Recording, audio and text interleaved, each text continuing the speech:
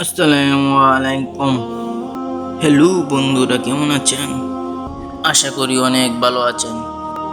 আজ আমি বলবো রাসূল সাল্লাল্লাহু আলাইহি সাল্লাম বর্ণিত একটি ছোট কিন্তু দারুণ শিক্ষণীয় ঘটনা। আশা করি ভিডিওর সাথেই থাকবেন।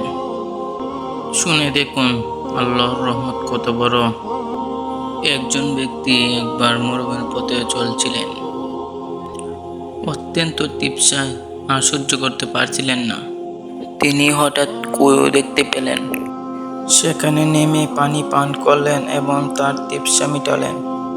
কুয়া থেকে উঠে আসার পর তিনি দেখতে পেলেন একটি কুকুর মাটিতে শুয়ে হাঁ করে হাঁপাচ্ছে, তৃষ্ণায় প্রায় মরে যাচ্ছে।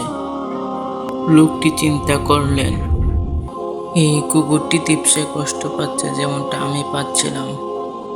তিনি আবারও কুয়ায় নামলেন, তার মৌজার ভিতরে পানি ভরে আনলেন এবং কুকুরটিকে পানি পান করালেন। রাসূল সাল্লাল্লাহু আলাইহি সাল্লাম বলেন, আল্লাহ সুবহানাহু ওয়া তাআলা এই কাজের জন্য সেই ব্যক্তিকে ক্ষমা করে দিলেন এবং জান্নাত দান করিলেন।